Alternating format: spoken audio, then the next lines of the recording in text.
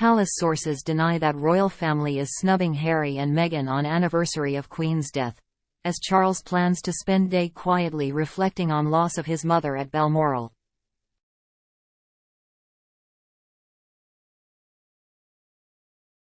Palace sources today denied that the royal family is snubbing Harry and Meghan on the anniversary of the Queen's death, as King Charles prepared to spend the day in quiet reflection at Balmoral.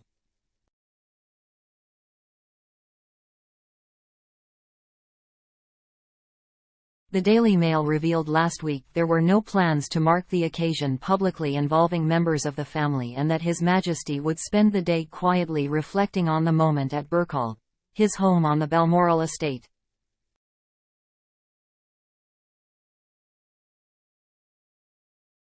Following claims in The Sun that the Sussexes had been left out of commemorations, a source said it was simply untrue to that they had been subbed, and there are no plans for any public event or for any private family gathering to mark the anniversary of Queen Elizabeth's demise.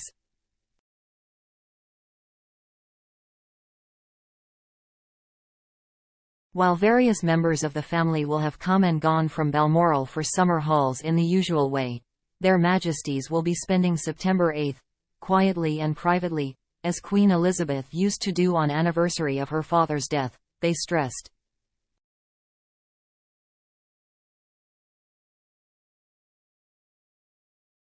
Queen Elizabeth would always spend the anniversary of her late father King George VI's death privately at Sandringham.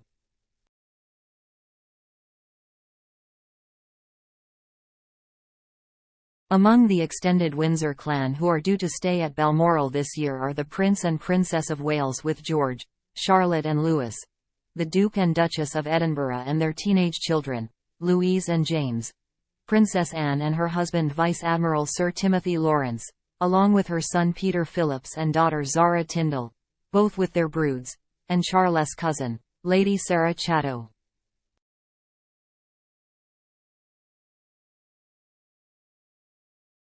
The beleaguered Duke of York will also be spending time up there with his daughters, Princess Beatrice and Eugenie, and their young families.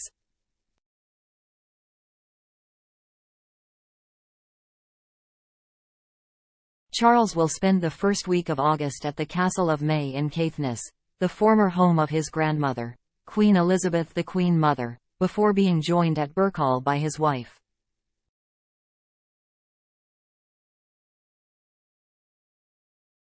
But there are practical difficulties to admitting the public. Balmoral is a fairly fragile building despite its solid appearance, with little in the way of public conveniences, and it needs updating.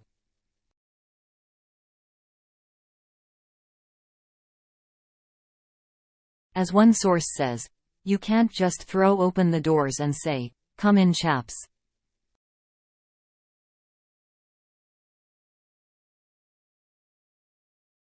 Quite a lot of things have stayed the way they are because Her late Majesty was in the last years of her life, and it was entirely right that she had peace, quiet, comfort and familiarity.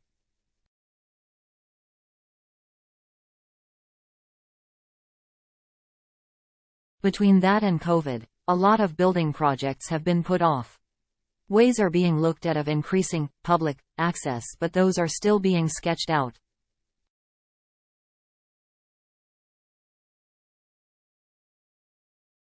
People like the fact that the castle is an authentic royal residence that the family still use.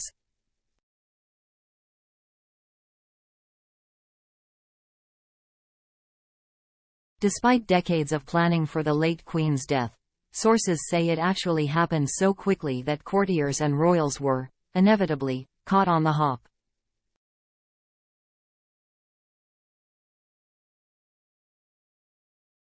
It really did, they insist. Only a day or two earlier, after all, we had that extraordinary and moving final photograph of Queen Elizabeth greeting then Prime Minister Liz Truss in her private apartments.